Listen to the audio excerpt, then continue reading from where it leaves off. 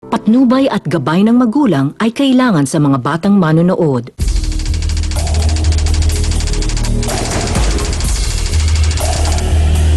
Luzon, Visayas, Mindanao, buong Pilipinas, nakikisaw-saw. Handa na ba kayong magpayanig sa talakan?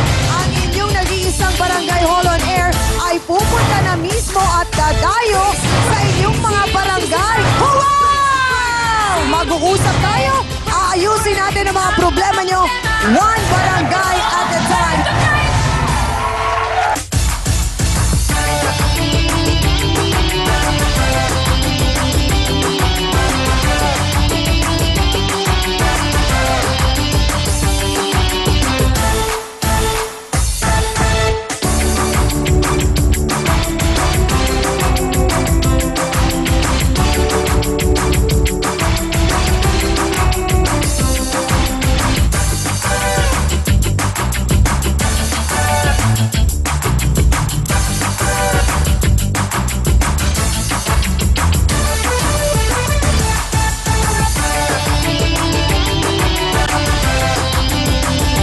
Ngayong umaga, sa Kalukadinang ay biyaheng sweet na sweet. Kaya si legal wife ay todo ngit-ngit.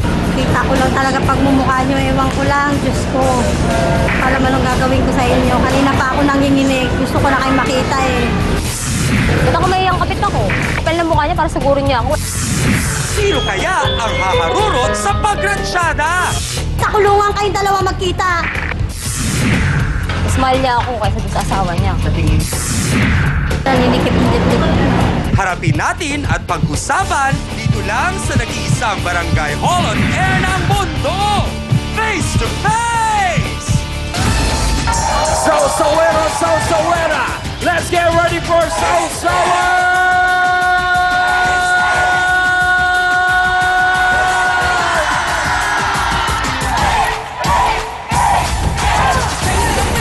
Magandang umaga, Olongapo! Face to face na!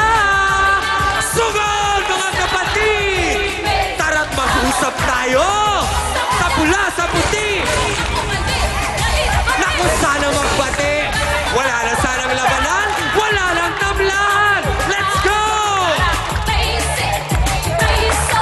Nakusadyang makulay ang magkalang buhay. Tayo ng harapan, ating pag-usapan. Aminan, awayan at matukayan. Gusto mo bang makisusultanan ng kaibigan na ngayon? Ano ang sigaw ng mga taga-Olongapo?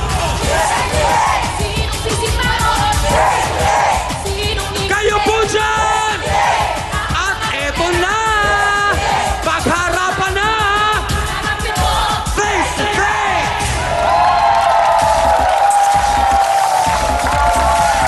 At ngayon, heto na ang First Lady na nag-iisang Barangay Hall on Air, ang pambansang kapitana, Chang Ami Perez! Hello, Olongapo!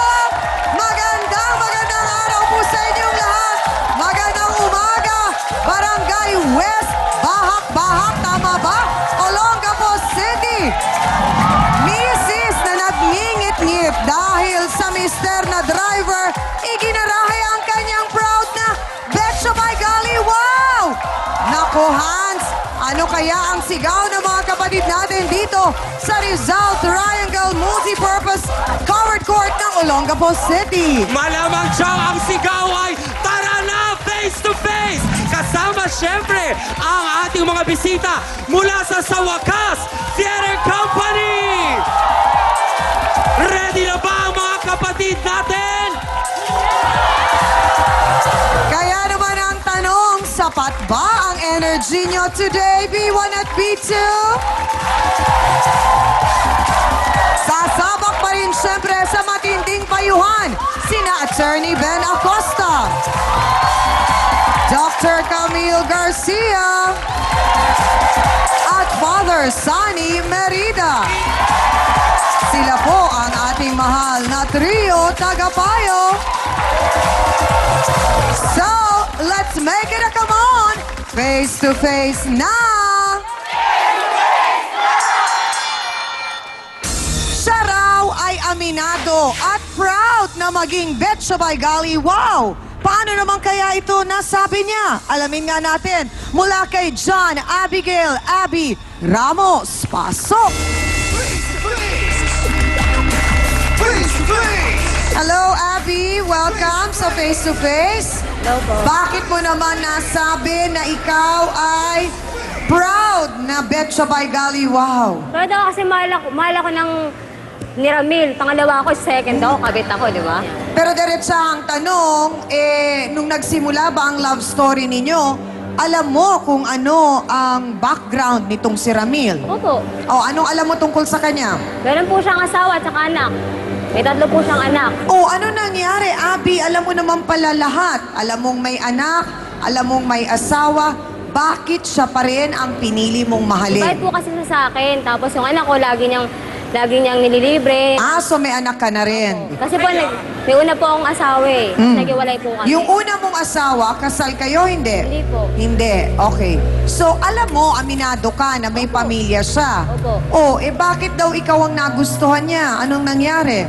Bait daw po ako. Saka ako lang lagi niya nasabihin ng problema tungkol dun sa asawa niya. Okay. So, diretsahang tanong, gaano na kayo katagal, Abby? 1 taon na po.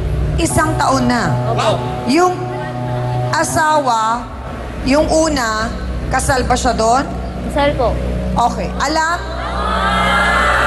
Bakit? Bakit? Ano? Okay, sandali lang. Ilang taon ka lang, Abby? Po. Ilang? Talaga? Wow! Okay, sandali lang.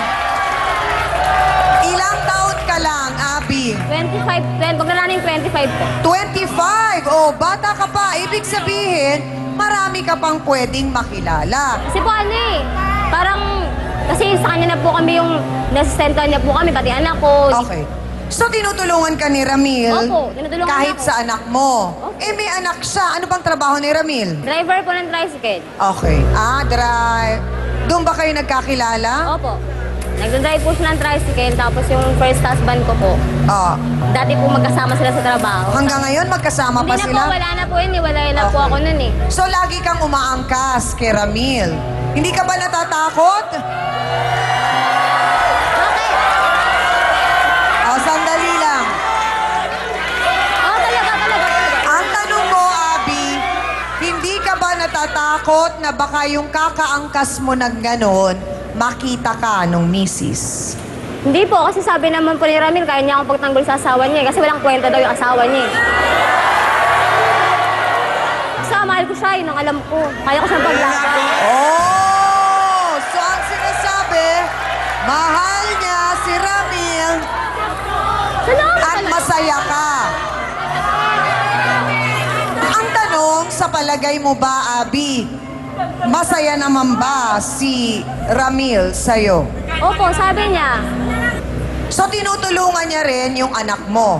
Opo, Magkano tinutulong?